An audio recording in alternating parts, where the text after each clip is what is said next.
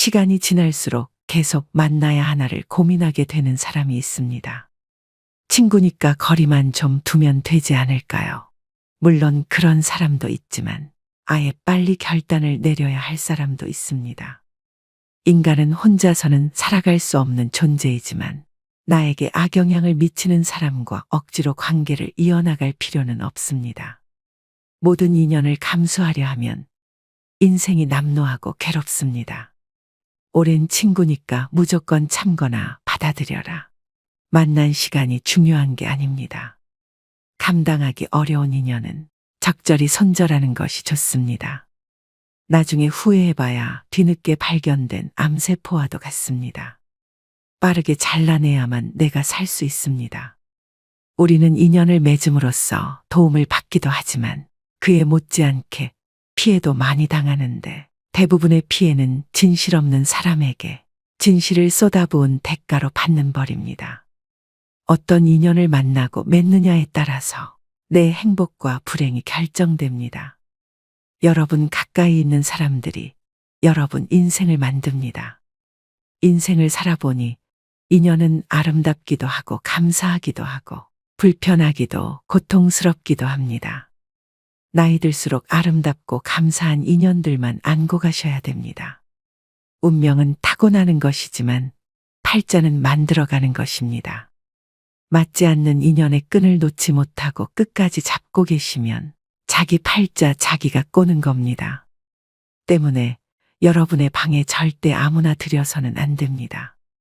오늘 말씀드릴 유형의 사람은 오랜 친구라도 반드시 인연을 끊어야 되는 사람입니다. 그냥 평생 가까이 두지 않는 것이 낫다고까지 말씀드릴 수 있습니다. 영상을 끝까지 시청하셔서 더 이상 인간관계 때문에 나의 귀한 시간과 감정 낭비하지 않으셨으면 합니다. 첫 번째는 얻어먹기만 하는 사람입니다. 살다 보면 남에게 베풀 줄은 전혀 모르고 얻어먹기만 하는 사람들이 있습니다. 이런 사람들은 처음 한두 번은 내가 베풀 수 있어도 계속되면 온갖 정이 떨어지고 결국엔 질려버리고 맙니다. 상대가 좋은 차 탄다고 돈 제일 많이 번다고 이유를 대며 계속 얻어먹습니다. 다른 사람이 잘 된 것이 자기 덕분인 양 주인 행세하는 그 거지근성은 어디에서 나온 것인지 참 궁금합니다. 권리도 아닌데 권리인 양 착각하는 사람들은 인격이 미성숙한 사람입니다. 받는 게 당연한 줄로만 알고 나중에 안 주면 오히려 역정을 냅니다. 호의가 계속되면 호구가 된다는 말이 딱 이런 사람들 상대로 맞는 말입니다. 그들을 자세히 살펴보면 평소 자기가 하고 싶은 것들은 모두 누리고 유독 사람을 만날 때만 돈이 없다고 말합니다. 친구의 양보만 원하니 어처구니가 없습니다. 이처럼 당연하게 얻어먹는 사람은 다른 사람이 이룬 성공은 함부로 폄하하면서 자기가 가진 것은 굉장히 귀하게 여기는 이기적인 사람입니다. 이런 친구 중 적지 않은 수는 내가 어려울 때 나 몰라라 할 가능성이 높습니다. 내 어려움을 안타까워하기보다 얻어먹을 대상 하나가 줄었다는 식입니다. 다만 내가 사면 상대도 반드시 사야 한다는 것이 아닙니다. 얻어먹기만 하려는 친구와 형편에 맞게 사려는 친구는 눈에 보입니다. 형편이 안 되는 친구는 돈 걱정 말고 몸만 오라고도 합니다. 그 마음이 와닿기 때문입니다. 얻어먹기만 하는 친구는 작은 이익에 집착하는 옹졸함과 이기적인 면이 관계를 해칩니다. 친구를 이용만 한다는 생각에 만남이 짜증스럽습니다. 이런 친구에게 쓰는 돈은 헛돈 쓰는 것과 같습니다. 차라리 어려운 사람에게 기부하는 것이 100번 낫습니다. 얻어먹기만 하고 베풀 줄 모르는 사람은 평생 가도 그 버릇을 못 고칩니다. 이런 사람을 가까이 하면 내 주머니만 가벼워지고 내게는 득될 것이 하나도 없음을 명심하셔야 됩니다. 두 번째는 부정적인 사람입니다.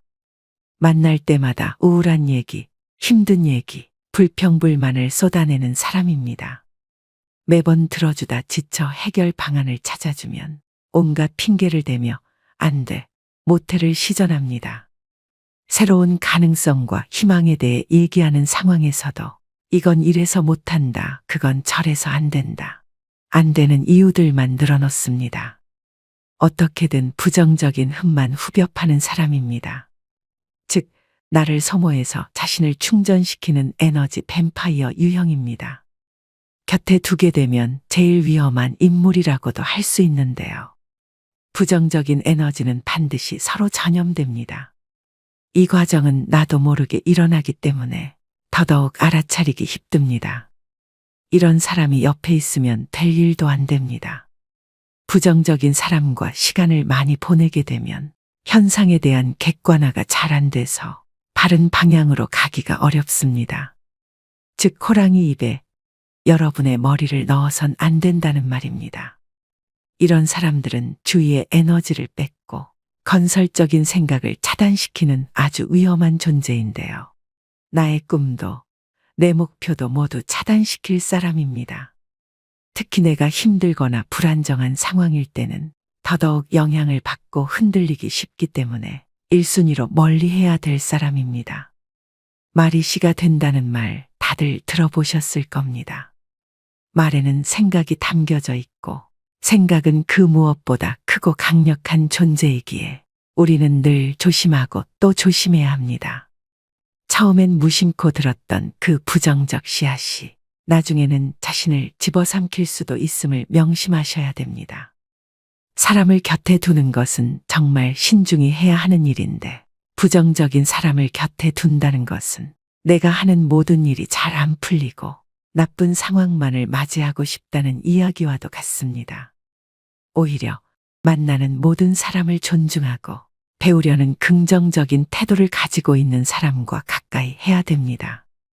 단언컨대 부정적인 사람은 여러분의 인생에 단 1%도 도움이 안 됩니다. 과감히 손절하셔야 됩니다. 세 번째는 뒷담화하는 사람입니다. 우리가 인생을 살아가면서 아예 뒷담화를 안 할 수는 없다고 생각합니다. 자신의 속상했던 일이나 감정을 신뢰할 만한 사람에게 털어놓는 것은 감정 정화의 효과가 크다고 생각하는데요.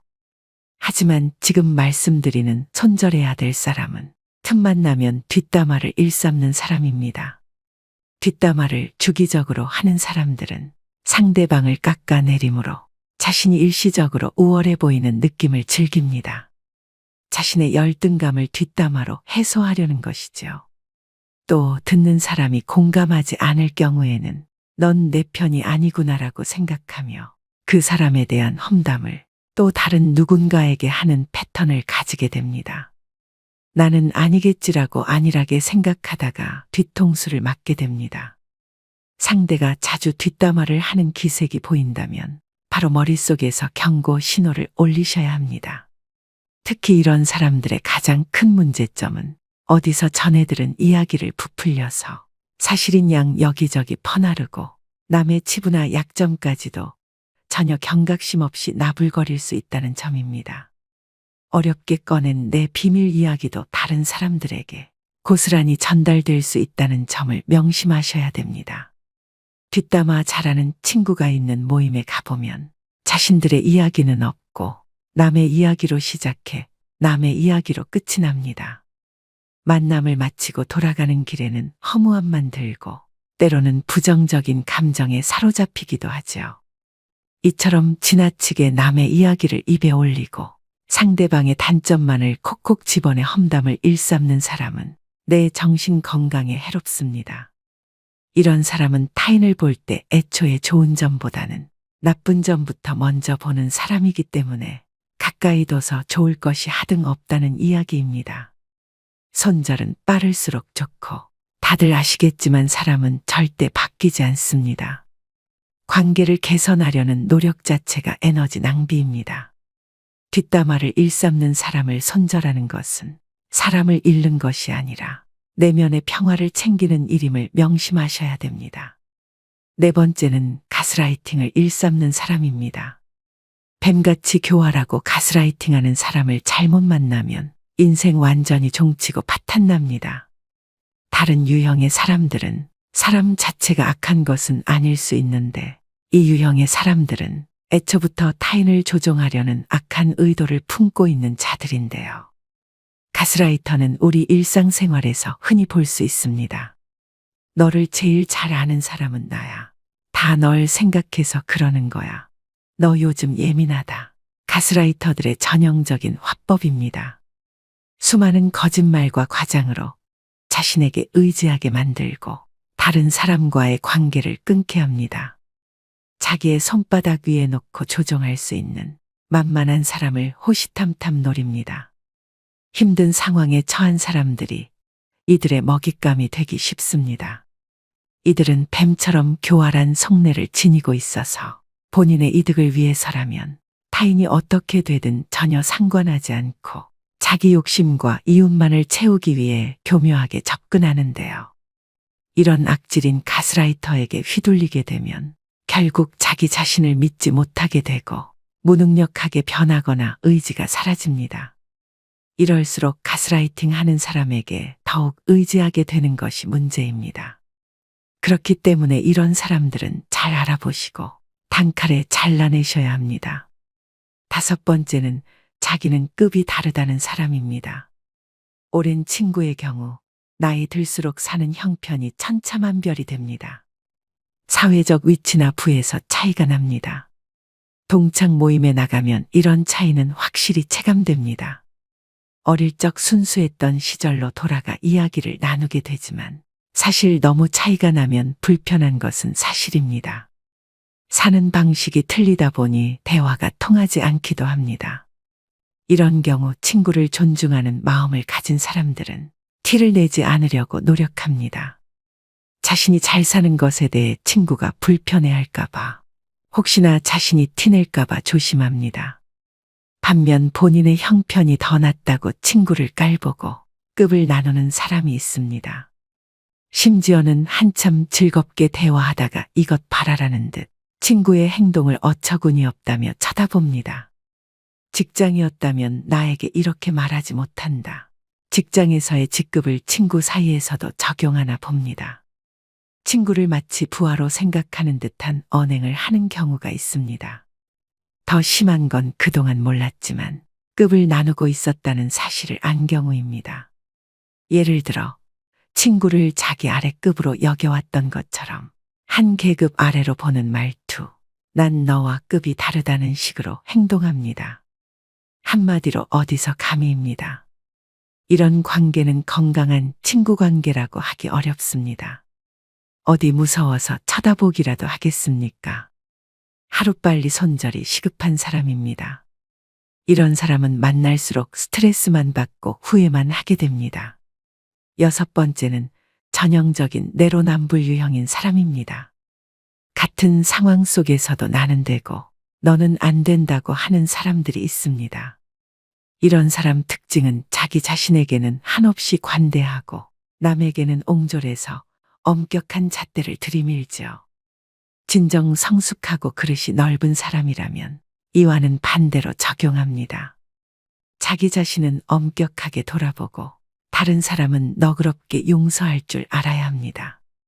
하지만 이런 내로남불 유형의 사람들은 남이 자기에게 하는 실수는 티끌만큼도 용납을 못하면서 자기가 저지른 잘못은 그럴 수도 있지라며 뻔뻔한 태도로 일관합니다. 또 이런 사람은 남에게 미안하다는 사과도 전혀 하지 않고 본인의 잘못을 인정할 줄도 모릅니다. 이런 사람을 두고 참으로 낯짝이 두껍다, 뻔뻔하다는 표현이 있는 것이겠죠. 그야말로 천상천하 유아독존에 제 잘난 맛에 사는 사람입니다. 애초에 자기를 향한 기준이 너무 관대하고 자기 객관화가 안 되는 사람이기 때문인데요. 이런 사람과 대화를 하다 보면 우라통이 치밀거나 속에 천불이 납니다. 이 사람과 똑같은 사람이 되기 싫어 꾹꾹 참으며 배려심 있게 행동하지만 결국 같은 상황이 되풀이되는 악순환입니다. 이런 사람과 엮이면 매우 피곤하고 아무리 말을 하고 설득을 해도 씨알도 먹히지 않기 때문에 그냥 차라리 조용히 손절을 하고 멀어지는 것이 내 심신안정에 이로운 길입니다.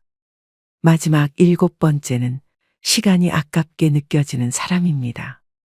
의미 있는 만남인지 아는 방법은 무엇일까요?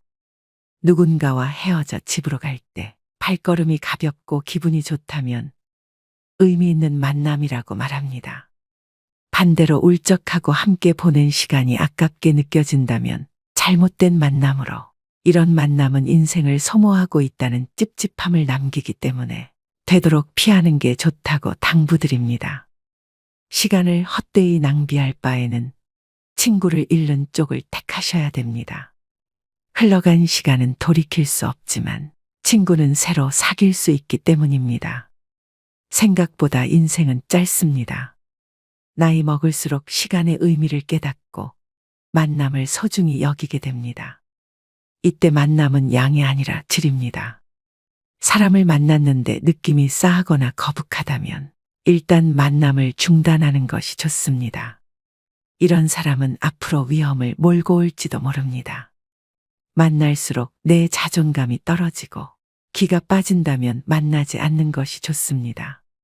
느낌은 찜찜한데 억지로 만나고 나면 역시나 기분이 좋지 않은 경우가 많지요. 책 적정한 삶의 저자인 김경일 심리학과 교수가 한 강연에서 제안한 전화번호를 차단하는 방법도 효과적이라고 생각합니다. 찜찜한 사람에게 전화가 오면 조마조마할 때가 있습니다. 전화를 받으면 자기도 모르게 약속을 잡고 약속일이 다가올 때까지 스트레스를 받습니다. 아예 번호를 뜨지 않게 하면 이런 고통에서 벗어날 수 있습니다. 우연히 만나게라도 되면 전화기를 바꾸다가 연락처를 모두 날려버렸다고 하면 됩니다. 이때 절대 구구절절 설명하려 들지 마십시오. 내 마음도 부담스럽고 상대방에게도 들키게 됩니다.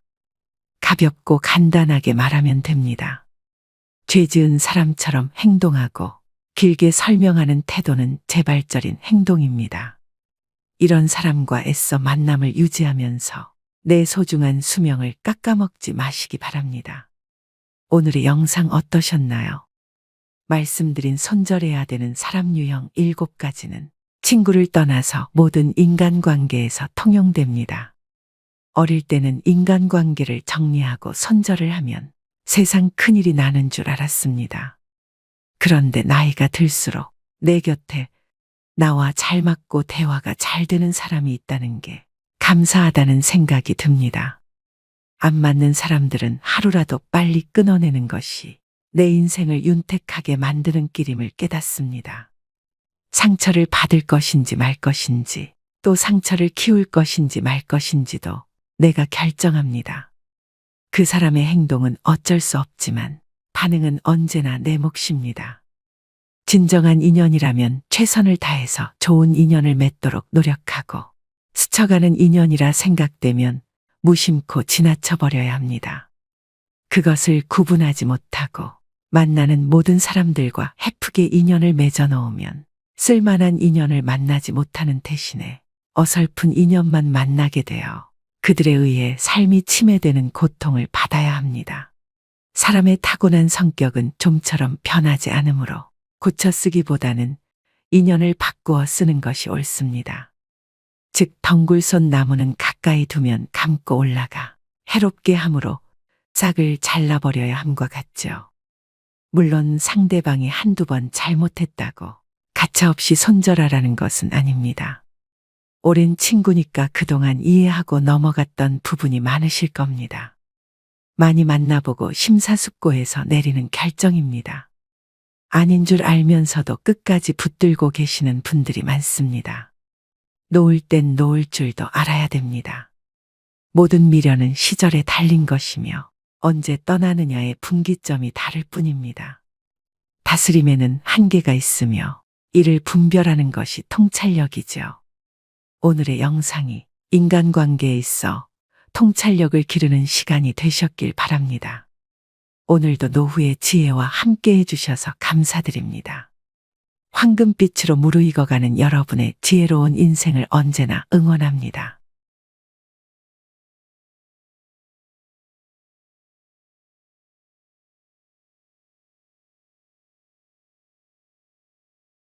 사람의 대운은 10년마다 바뀌게 됩니다. 또 찾아오는 대운의 시기가 저마다 다른데요. 대운이 바뀌기 직전 1년에서 2년 사이 이 시점에는 하나같이 약속이나 한 것처럼 공통된 현상을 겪게 됩니다. 다음 대운의 징조 5가지 중 본인에게 해당되는 징조를 체크해 보시기 바랍니다. 첫째, 내 주변 환경들이 바뀝니다. 둘째, 인생 최대의 고통이 찾아옵니다. 셋째, 내 주변 인맥들이 바뀝니다. 넷째, 얼굴색이 환해집니다. 다섯째, 기존의 내 가치관이 바뀌기 시작합니다. 이처럼 대운은 예고 없이 찾아오지 않습니다. 몸과 마음, 환경의 변화를 통해 우리에게 사인을 주는데요. 물론 좋은 운이 왔는데도 그 운이 온 줄 모르고 놓치시는 분들이 의외로 많습니다. 그래서 오늘은 살면서 반드시 알아차려야 될 대운이 들어오는 징조 10가지에 대해 알려드리겠습니다. 오늘의 영상 끝까지 시청하셔서 대운을 놓치시는 일이 없길 바랍니다. 첫 번째는 내 주변 인맥들이 바뀌기 시작합니다. 지인이 됐든 아는 사람이 됐든 친구가 됐든 대운이 들어올 때는 만남이 싫어집니다. 즉 득이 안 생기는 쓸데없는 시간이라고 생각이 들어서 필요 이상의 시간 낭비를 안 하려고 합니다. 큰 의미 없는 담소를 나눴던 사람들과의 만남이 점점 줄어들기 시작하면서 그런 사람들이 정리가 됩니다. 반면 오랜 인연이 끊어지고 새로운 인연들이 생겨납니다. 내 운의 흐름이 바뀌면 자연스레 만나게 되는 사람들이 바뀝니다. 예전에 스쳐 지나갔던 인연이 우연히 다시 되풀이 될 수도 있고 새롭고 낯선 사람을 만날 수도 있습니다. 두 번째는 주변 환경이 바뀝니다. 나를 둘러싼 환경이 자의반 타의반으로 변화할 수밖에 없는 상황이 만들어지게 됩니다. 내가 원했든 원하지 않았든 상관이 없습니다.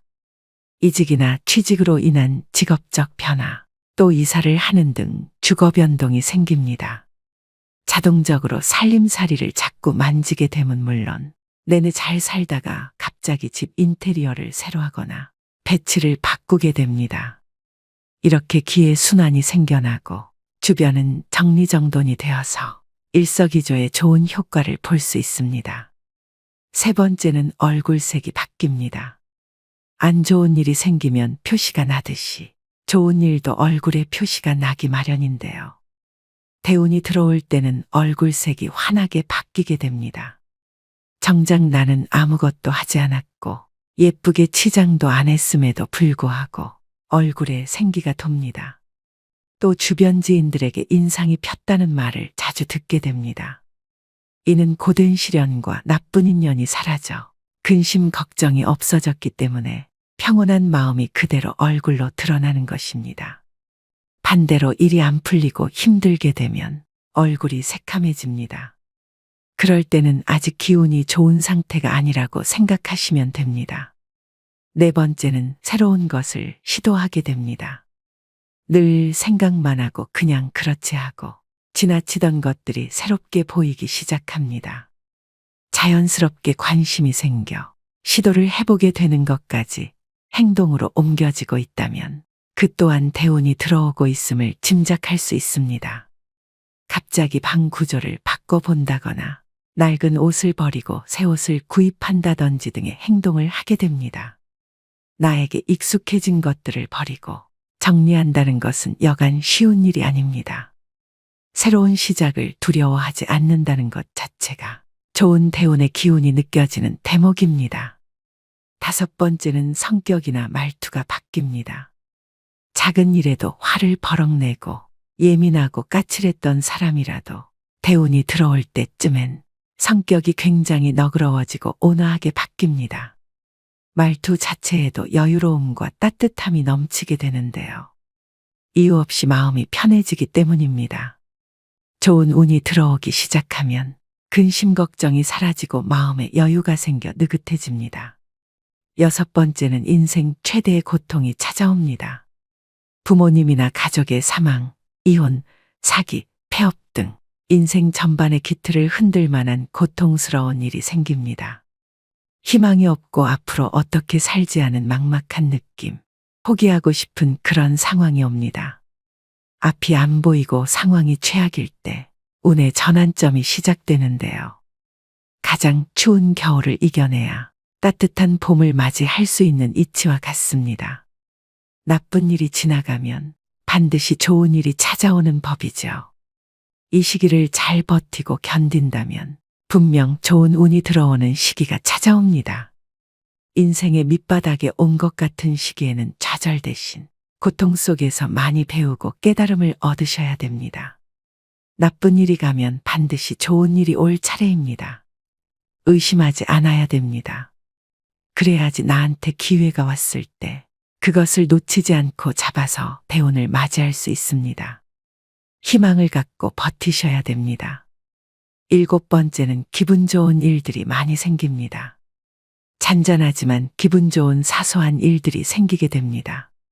예를 들어 생각지도 못했던 돈을 받을 일이 생기거나 시간적으로도 여유가 생겨 많이 누리지 못했던 여가 생활을 시작할 수도 있게 됩니다.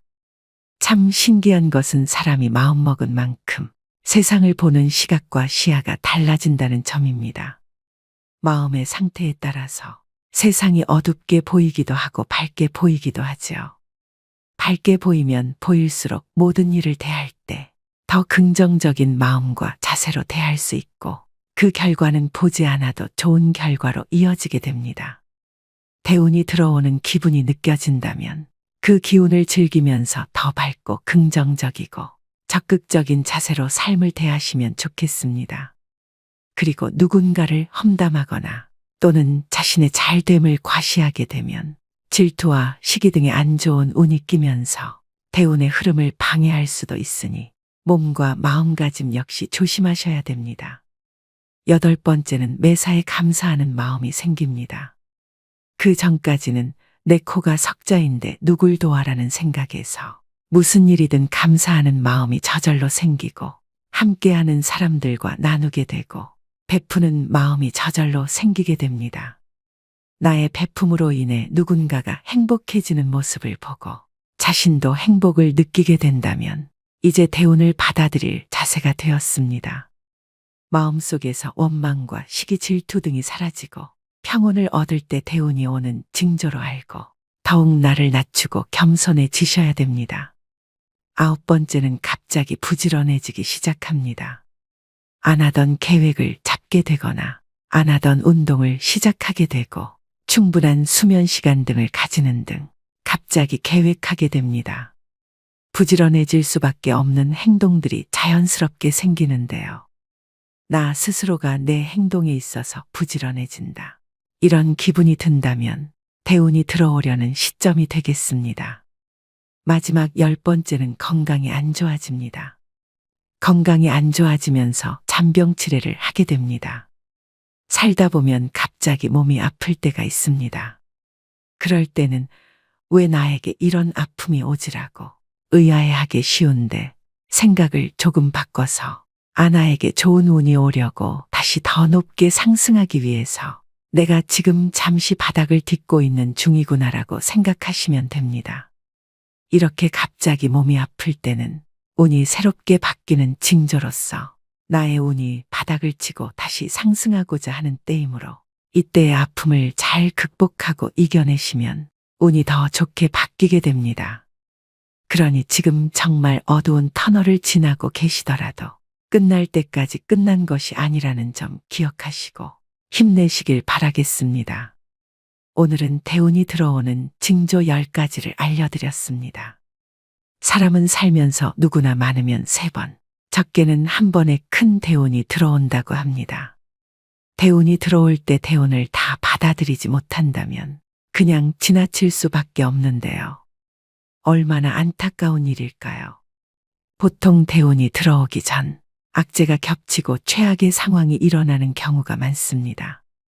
과연 이 사람이 잘 견딜 것이냐?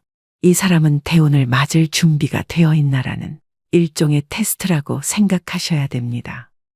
지금 나에게 이렇게 안 좋은 일들이 일어나니 곧 나에게 굉장히 좋은 운이 오겠구나. 이런 생각을 가져주시면 악재에서 빨리 벗어날 수 있습니다. 반대로 나 운이 안 좋은가 봐. 이런 생각을 하시면 꼬리에 꼬리를 물어 힘든 시간이 더 길어집니다. 물론 각자 사람에 따라서, 사주에 따라서 대운이 들어오는 시기는 다 다르지만 대운이 들어올 때 나타나는 위의 10가지 징조는 누구에게나 다 일어나는 현상입니다. 그러니 희망 잃지 마시고 용기 내셔서 모든 분들이 행복하셨으면 좋겠습니다. 이 영상을 보신 분들은 이미 운이 좋으신 분들입니다. 말씀드린 대운 징조 10가지를 숙지하셔서 본인 스스로를 한번 돌이켜 생각해 보셨으면 좋겠습니다. 또 한 가지 더 말씀드리고 싶은 점은 대운을 맞이하고 유지하는 방법입니다. 삶에서 대운을 맞이하고 유지하는 것은 새로운 시작과 지속적인 균형을 이루는 과정입니다. 이를 위해서는 내면의 변화와 지속적인 자기 개발이 필요합니다. 대운을 맞이하기 위해서는 자신의 내면을 깊이 탐색하는 것이 중요합니다. 또 긍정적인 생각과 태도를 갖고 변화를 긍정적으로 받아들이며 새로운 기회를 적극적으로 모색하는 것이 중요합니다. 나이가 들수록 새로운 도전과 경험은 자신을 성장시키고 삶을 풍부하게 합니다. 대인 관계에서도 새로운 시도를 해보며 다양한 관점을 이해하는 것이 좋습니다. 이처럼 대운을 유지하는 것은 긍정적인 마음가짐을 지속적으로 유지하는 것에서 시작합니다. 이 점을 명심하시고 언젠가 여러분도 대운을 맞이해서 지금의 마음고생을 보상받으시길 간절히 바라봅니다. 첫 번째는 내 주변 인맥들이 바뀌기 시작합니다. 지인이 됐든 아는 사람이 됐든 친구가 됐든 대운이 들어올 때는 만남이 싫어집니다. 즉 득이 안 생기는 쓸데없는 시간이라고 생각이 들어서 필요 이상의 시간 낭비를 안 하려고 합니다.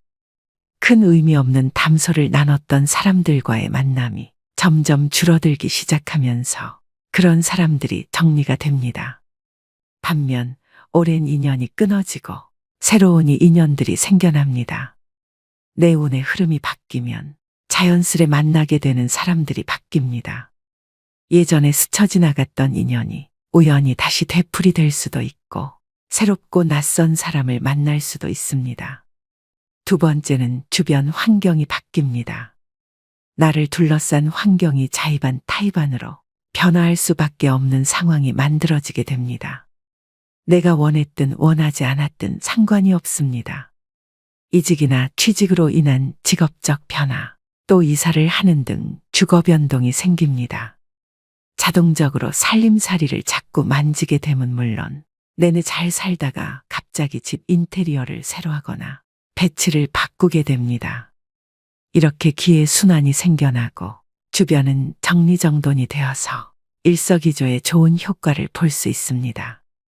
세 번째는 얼굴색이 바뀝니다.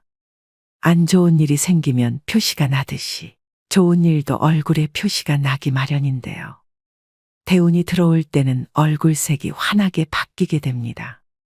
정작 나는 아무것도 하지 않았고 예쁘게 치장도 안 했음에도 불구하고 얼굴에 생기가 돕니다. 또 주변 지인들에게 인상이 폈다는 말을 자주 듣게 됩니다.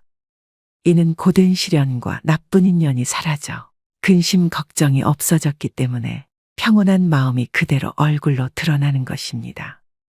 반대로 일이 안 풀리고 힘들게 되면 얼굴이 새카매집니다. 그럴 때는 아직 기운이 좋은 상태가 아니라고 생각하시면 됩니다. 네 번째는 새로운 것을 시도하게 됩니다. 늘 생각만 하고 그냥 그렇지 하고 지나치던 것들이 새롭게 보이기 시작합니다. 자연스럽게 관심이 생겨 시도를 해보게 되는 것까지 행동으로 옮겨지고 있다면 그 또한 대운이 들어오고 있음을 짐작할 수 있습니다. 갑자기 방 구조를 바꿔본다거나 낡은 옷을 버리고 새 옷을 구입한다든지 등의 행동을 하게 됩니다. 나에게 익숙해진 것들을 버리고 정리한다는 것은 여간 쉬운 일이 아닙니다. 새로운 시작을 두려워하지 않는다는 것 자체가 좋은 대운의 기운이 느껴지는 대목입니다. 다섯 번째는 성격이나 말투가 바뀝니다. 작은 일에도 화를 버럭 내고 예민하고 까칠했던 사람이라도 대운이 들어올 때쯤엔 성격이 굉장히 너그러워지고 온화하게 바뀝니다. 말투 자체에도 여유로움과 따뜻함이 넘치게 되는데요. 이유 없이 마음이 편해지기 때문입니다. 좋은 운이 들어오기 시작하면 근심 걱정이 사라지고 마음에 여유가 생겨 느긋해집니다. 6번째는 인생 최대의 고통이 찾아옵니다. 부모님이나 가족의 사망, 이혼, 사기, 폐업 등 인생 전반의 기틀을 흔들 만한 고통스러운 일이 생깁니다. 희망이 없고 앞으로 어떻게 살지 하는 막막한 느낌, 포기하고 싶은 그런 상황이 옵니다. 앞이 안 보이고 상황이 최악일 때 운의 전환점이 시작되는데요. 가장 추운 겨울을 이겨내야 따뜻한 봄을 맞이할 수 있는 이치와 같습니다. 나쁜 일이 지나가면 반드시 좋은 일이 찾아오는 법이죠. 이 시기를 잘 버티고 견딘다면 분명 좋은 운이 들어오는 시기가 찾아옵니다. 인생의 밑바닥에 온 것 같은 시기에는 좌절 대신 고통 속에서 많이 배우고 깨달음을 얻으셔야 됩니다. 나쁜 일이 가면 반드시 좋은 일이 올 차례입니다. 의심하지 않아야 됩니다. 그래야지 나한테 기회가 왔을 때 그것을 놓치지 않고 잡아서 대운을 맞이할 수 있습니다. 희망을 갖고 버티셔야 됩니다. 7번째는 기분 좋은 일들이 많이 생깁니다. 잔잔하지만 기분 좋은 사소한 일들이 생기게 됩니다. 예를 들어 생각지도 못했던 돈을 받을 일이 생기거나 시간적으로도 여유가 생겨 많이 누리지 못했던 여가 생활을 시작할 수도 있게 됩니다. 참 신기한 것은 사람이 마음먹은 만큼 세상을 보는 시각과 시야가 달라진다는 점입니다. 마음의 상태에 따라서 세상이 어둡게 보이기도 하고 밝게 보이기도 하지요. 밝게 보이면 보일수록 모든 일을 대할 때 더 긍정적인 마음과 자세로 대할 수 있고 그 결과는 보지 않아도 좋은 결과로 이어지게 됩니다. 대운이 들어오는 기분이 느껴진다면 그 기운을 즐기면서 더 밝고 긍정적이고 적극적인 자세로 삶을 대하시면 좋겠습니다. 그리고 누군가를 험담하거나 또는 자신의 잘됨을 과시하게 되면 질투와 시기 등의 안 좋은 운이 끼면서 대운의 흐름을 방해할 수도 있으니 몸과 마음가짐 역시 조심하셔야 됩니다. 8번째는 매사에 감사하는 마음이 생깁니다. 그 전까지는 내 코가 석자인데 누굴 도와라는 생각에서 무슨 일이든 감사하는 마음이 저절로 생기고 함께하는 사람들과 나누게 되고 베푸는 마음이 저절로 생기게 됩니다. 나의 베품으로 인해 누군가가 행복해지는 모습을 보고 자신도 행복을 느끼게 된다면 이제 대운을 받아들일 자세가 되었습니다. 마음속에서 원망과 시기 질투 등이 사라지고 평온을 얻을 때 대운이 오는 징조로 알고 더욱 나를 낮추고 겸손해지셔야 됩니다. 9번째는 갑자기 부지런해지기 시작합니다. 안 하던 계획을 잡게 되거나 안 하던 운동을 시작하게 되고 충분한 수면 시간 등을 가지는 등 갑자기 계획하게 됩니다. 부지런해질 수밖에 없는 행동들이 자연스럽게 생기는데요. 나 스스로가 내 행동에 있어서 부지런해진다. 이런 기분이 든다면 대운이 들어오려는 시점이 되겠습니다. 마지막 10번째는 건강이 안 좋아집니다. 건강이 안 좋아지면서 잔병 치레를 하게 됩니다. 살다 보면 갑자기 몸이 아플 때가 있습니다. 그럴 때는 왜 나에게 이런 아픔이 오지라고 의아해하기 쉬운데 생각을 조금 바꿔서 아나에게 좋은 운이 오려고 다시 더 높게 상승하기 위해서 내가 지금 잠시 바닥을 딛고 있는 중이구나라고 생각하시면 됩니다.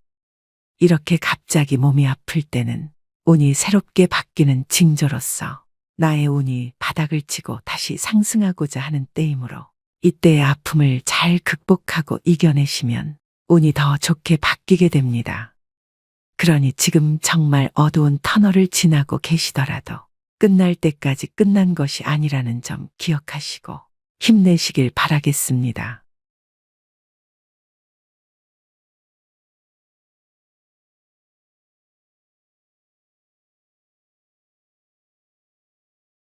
누구나 다 늙고 병들어 생을 마감합니다.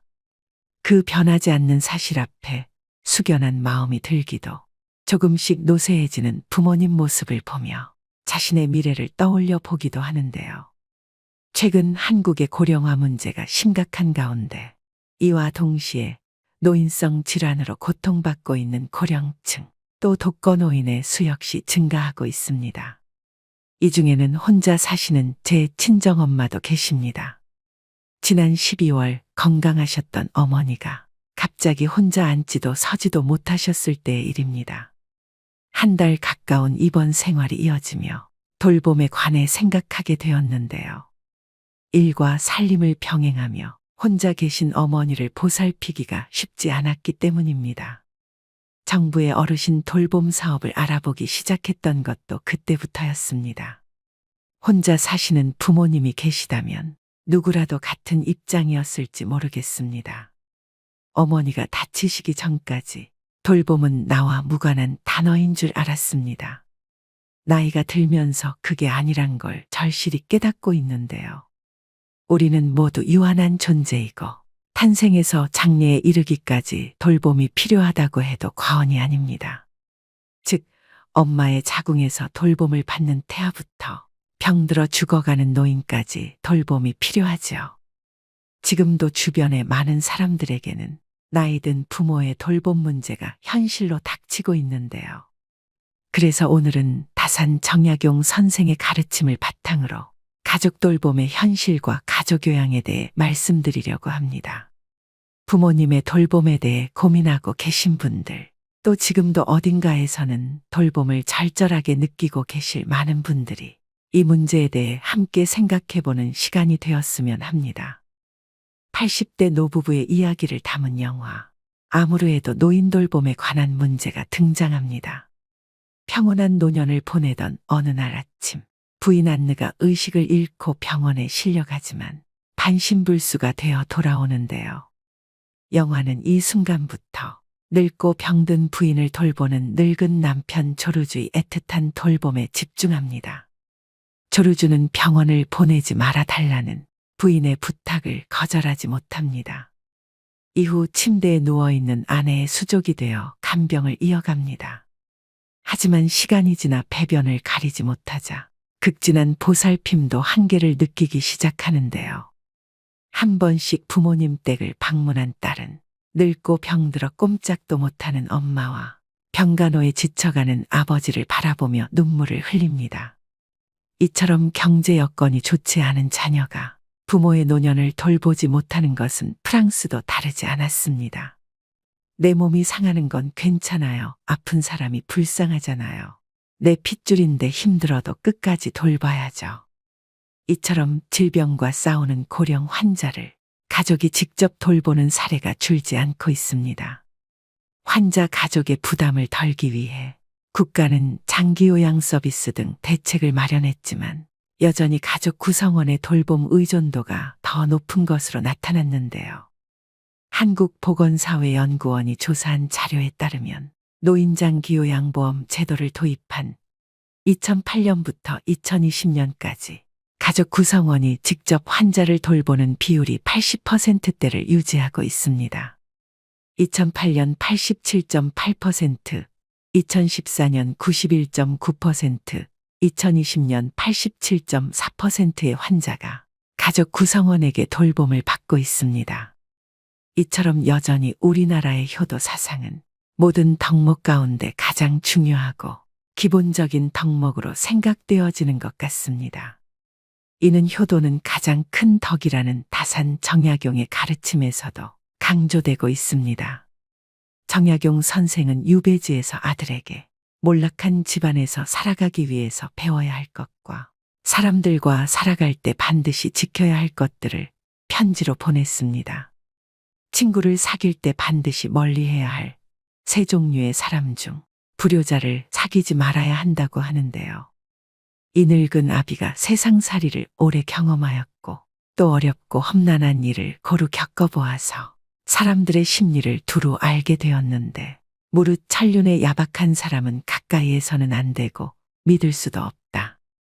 대개 온 세상에서 깊은 은혜와 두터운 의리는 부모 형제보다 더한 것이 없는데 부모 형제를 그처럼 가볍게 버리는 사람이 벗들에게 어떠하리.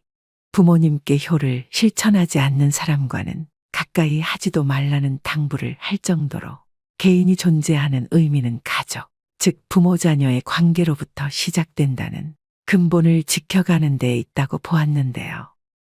그 근본을 잃는 것은 삶의 의미를 잃는 것이라 여겼습니다. 부모에게는 효도를, 부부간에는 화순을, 형제간에는 우애를 지키도록 했으며 자식된 자는 끊임없이 군자의 삶을 살도록 노력할 것을 강조했습니다. 부모님은 한 사람의 삶에서 중요한 인물이고 종종 그들의 양육에 책임이 있다. 감사와 존경의 표시로 부모님을 섬기고 돌보는 것은 중요하다. 이처럼 다산 정약용은 가족은 나를 키워주고 내게 뜻을 전해주는 나의 뿌리이며 이는 가족이 서로에게 어떻게 중요한 존재인지를 강조하고 있습니다. 최근 연구에 의하면 청소년이나 부모가 가장 행복할 때는 모두 가정이 화목할 때인 것으로 나타났습니다. 또 정약용 선생은 가족 간의 신뢰, 이해, 인정과 존중을 행복한 가족이 되기 위한 질적 조건으로 보고 있습니다. 이처럼 늙고 아픈 부모와 배우자를 남의 손에 맡기지 못하는 가족들이 가족 돌봄을 선택하고 있는 것은 정약용 선생의 가르침의 이치와 깊은 연관성이 있는 부분인 것 같은데요. 한국의 전통적인 돌봄 문화 특성에 따라 가족 돌봄은 앞으로도 지속될 가능성이 있습니다. 하지만 가족 돌봄 비율이 높은 만큼 그에 따른 문제도 심각한 것이 현실입니다.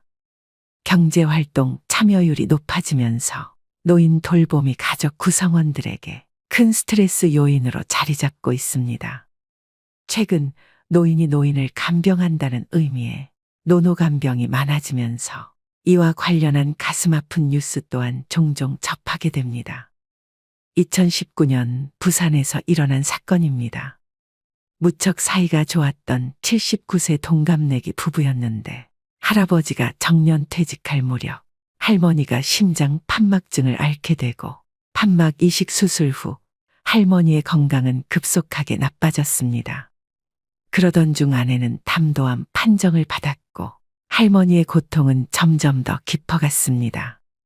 그렇게 20년을 아내의 곁에서 정성을 다해 간호를 했지만 간호가 너무도 힘들고 아내의 고통을 지켜보는 것이 너무도 힘겨웠던 할아버지는 결국 극단적인 선택을 결심하였는데 다행히 아들에게 발견되어 목숨은 건질 수 있으셨다고 합니다.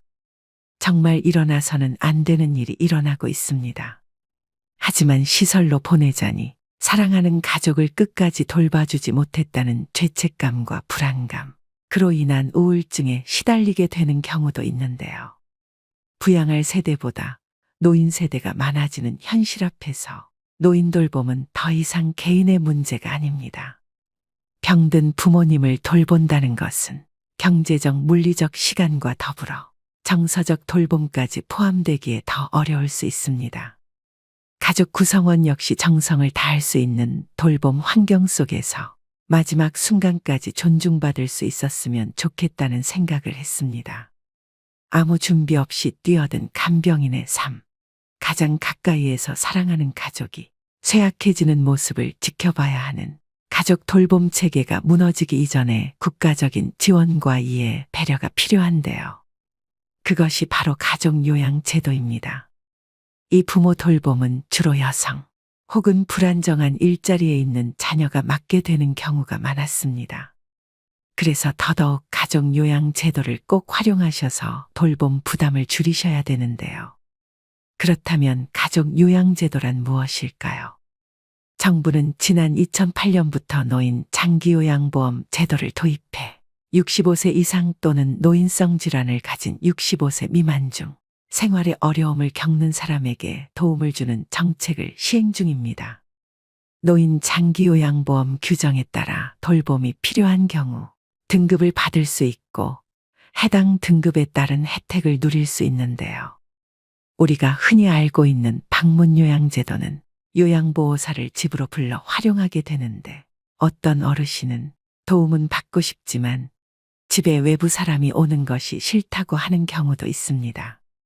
이런 경우 가족 중에서 요양보호사 자격증을 취득해 직접 도움을 줄 수 있는데 이것을 가족 요양이라고 하며 가족 요양을 수행하는 사람을 가족 요양보호사라고 합니다.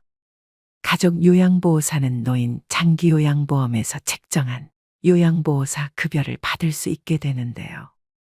즉, 내 가족을 돌보고 매월 급여도 받을 수 있는 제도입니다.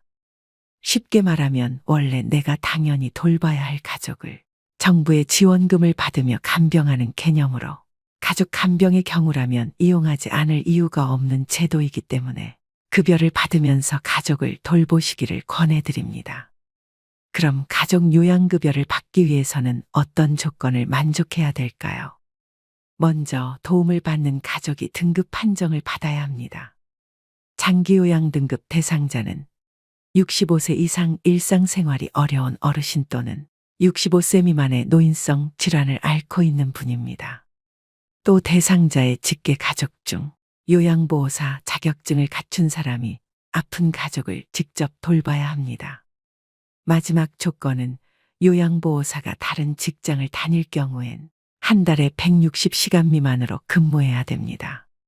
가족요양보호 근무 시간은 크게 두 가지 형태로 나뉘는데요. 첫 번째는 하루에 60분씩 총 20일 근무하는 형태이며 두 번째는 하루에 90분씩 총 31일 근무하는 형태입니다.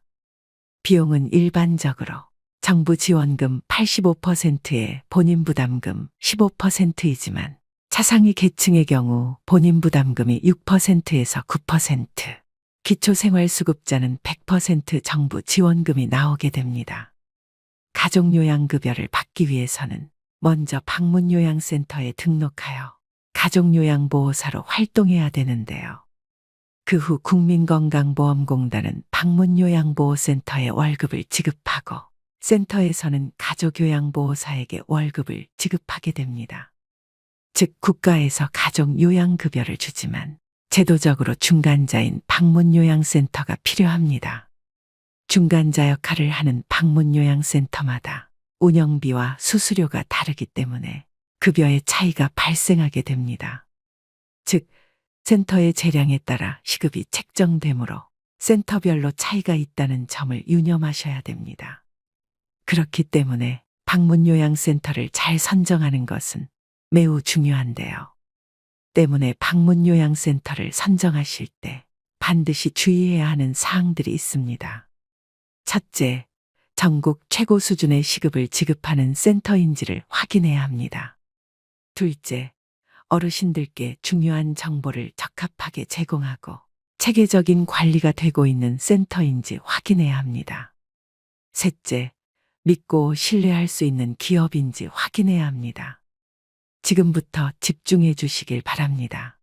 이 모든 조건들을 가지고 있고 현재 전국에서 가족요양 최고급여를 지급하고 있는 케어링이라는 센터를 소개해 드리겠습니다. 케어링은 가족요양과 방문요양, 주간보호 등을 제공하는 대한민국 1등 요양서비스 기업으로 현재 1만 명 이상의 보호자와 어르신이 선택한 업체입니다. 현재 장민호와 정동원이 모델로 있는 대형 브랜드이고 2년 연속 소비자 만족지수 1위인 방문요양센터인데요. 또 앞서 말씀드렸듯이 전국에서 가장 높은 시급을 지급하고 있는 기업이자 보건복지부 예비 사회적 기업으로 투명하고 믿을 수 있는 곳입니다. 제일 궁금해하실 케어링의 가족요양급여는 하루 90분 기준 월 최대 116만 원, 60분 기준 월 최대 65만 원을 지급해드리고 있습니다. 현재 케어링에는 1만 명에 이르는 가족요양보호사가 활동하고 있는데요. 제 주변 지인들 중 가족요양을 하고 있는 지인들도 최근 케어링으로 방문요양센터를 대부분 옮겼을 만큼 신뢰할 수 있는 센터라고 자신있게 말씀드릴 수 있습니다. 대부분의 어르신들이 이런 국가적인 제도를 신청하려고 할 때 제일 많이 겪는 어려움은 신청 방법의 복잡함인데요.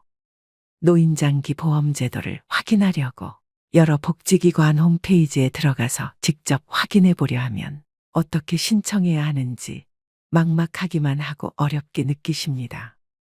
또 요양보호사 자격증 취득을 위해 국비 지원은 어떻게 받는 것인지 어려움을 느끼실 수 있지만 번거롭고 힘들게 알아보시지 마시고 이 모든 과정을 케어링을 통해 한 번에 해결하실 수 있습니다. 요양 서비스에 관련해서라면 케어링이 성심성의를 다해 항상 친절하게 응대해 드립니다. 그렇다면 어떻게 이렇게 좋은 급여와 복지가 가능한지 궁금하신 분들도 계실 겁니다. 가족요양급여를 받으며 돌봄을 하시다가 그만두셔야 되는 상황이 올 수도 있습니다. 이때 케어링은 많은 경력의 베테랑 분들이 가족 돌봄 그 이상의 소임을 하시게 됩니다. 또 케어링은 100% 본사 직영 운영으로 요양보호사분들을 관리하고 교육합니다. 이것은 가족요양에 최선을 다할 수 있게 하는 원동력이기도 합니다. 또 케어링은 매년 요양보호사들의 처우 개선을 위해 다방면으로 힘쓰고 있는데요. 이는 가족요양보호사분들을 포함한 요양보호사들의 돌봄의 질로 이어지기 때문입니다. 즉, 전국 최고급여와 복지, 그리고 좋은 서비스를 제공하는 선생님들의 노력이 선순환 구조를 이루면서 국내 1위의 혜택이 가능한 것이죠. 부모를 모시고 살고 있거나 매일 방문해 돌봐야 하는 환경이라면 가족 요양 제도를 생각하시는 분들이 많으실 겁니다. 가족 요양보호사로 등록해 부모를 돌보다가 사정이 여의치 않으면 언제든지 일반 요양 일수를 늘리거나 일반 요양으로 바꿀 수 있다는 장점이 있으니 전국 최고 급여와 복지를 갖추고 있는 대한민국 1위 브랜드 케어링으로 가족요양 제도를 고려해 보시는 것은 어떨까요? 케어링 문의 전화는 152-6585로 주시면 친절한 상담으로 응대해 드립니다. 오늘의 영상 어떠셨나요? 노후와 직결되는 가족요양 제도에 대해 설명해 드렸습니다. 지금 이 순간에도 가족요양을 부담하시면서 오롯이 자식된 도리로 당연하게 부모님을 직접 케어하시는 분들도 또 본업과 병행하시느라 몸과 마음이 지친 분들도 계실 겁니다. 이런 어려운 상황에서도 내 가족의 돌봄은 내가 해야지라고 생각하시는 효자분들이 아직도 곳곳에서 많이 보이는데요. 외국 사람들이 우리나라에 와서 제일 부러워하는 것은 김치와 불고기도 파란 가을 하늘도 고궁과 민속촌도 아니라고 합니다.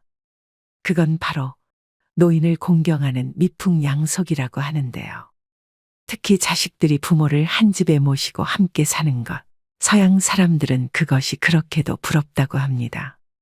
하얀 머리의 노인이 손자와 더불어 어르고 집에서 잔일을 거들며 생활에 있어서 한 중요 멤버가 되어 움직이는 것, 그것이 바로 동서고금을 막론하고 노인들이 바라는 진정한 행복이라는 주장입니다. 젊은이들이 노인에게 자리를 양보하는 것은 누가 해라 마라 해서 하는 것도 아니고 법에 규정되어 있는 것도 아니고 그냥 마음 깊은 곳에 자리 잡은 인간의 원초적 정에서 비롯되는 것입니다. 더욱이 나를 낳아준 부모와 그 부모 밑에서 20여 년을 자라는 자녀는 다를 것입니다. 그런 이유로 노년 세대를 대하는 신세대의 태도와 행동은 각별해야 된다고 생각하는데요. 이처럼 지금은 부모나 가족들의 돌봄으로 여러 고민을 겪고 계시더라도 나의 이 고생은 후에 반드시 복으로 돌아올 것입니다.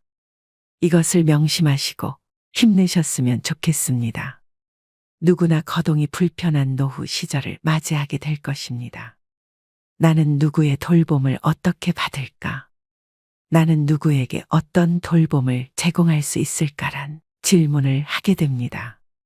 가족요양은 육체적, 시간적 부담은 물론 경제적인 부담까지 느낄 수 있지만 이 모든 과정을 정부에서 제도적으로 지원하고 있으니 제도를 잘 활용하셔서 가족요양에서 오는 부담을 덜어내시고 조금이나마 편안해지셨으면 좋겠습니다. 오늘도 노후의 지혜와 함께 해주셔서 감사드립니다.